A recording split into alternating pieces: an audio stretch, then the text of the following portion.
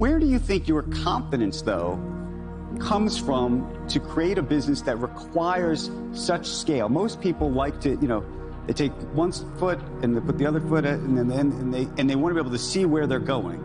And I would argue in the case of Amazon, in the case of space, you can't see maybe you can see where you're going, but a lot of people actually struggle to see it.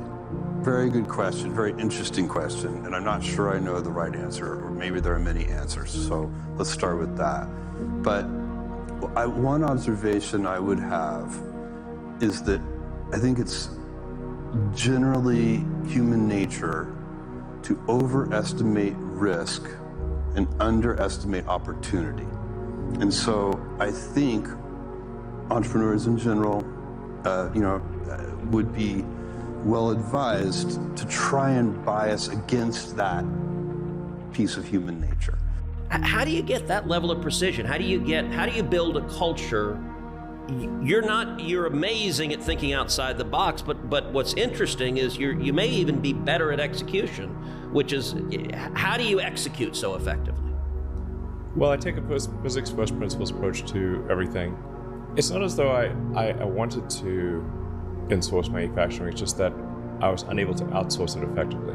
The idea in the beginning of Tesla was that we would outsource almost all the manufacturing, but then it turned out there were no good companies to outsource manufacturing to, which there wasn't really wasn't feasible.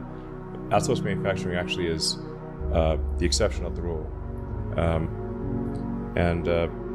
and just over time we had to in-source almost everything for Tesla, and same for SpaceX.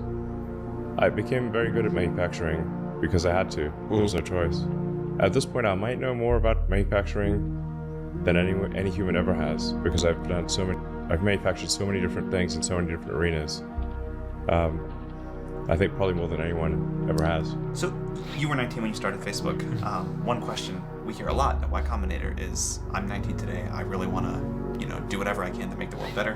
What should I do? So how do you advise people who are 19 today and want to impact the world like you have? I always think that the most important thing that entrepreneurs should do is pick something they care about, work on it, but don't actually commit to turning it into a company until it's working. And I think that if you look at the data of the very best companies that have gotten built, I actually think a tremendous % of them have been built that way, and not from people who decided up front that they wanted to start a company, because you just get locked into some local minimum a lot of the time. The risks are probably not as big as you perceive, and the opportunities may be bigger than you perceive. And so when you say it's confidence, but maybe it's just trying to compensate for that accepting that that's a human bias and trying to compensate against it. The second thing I would point out is that thinking small is a self-fulfilling prophecy.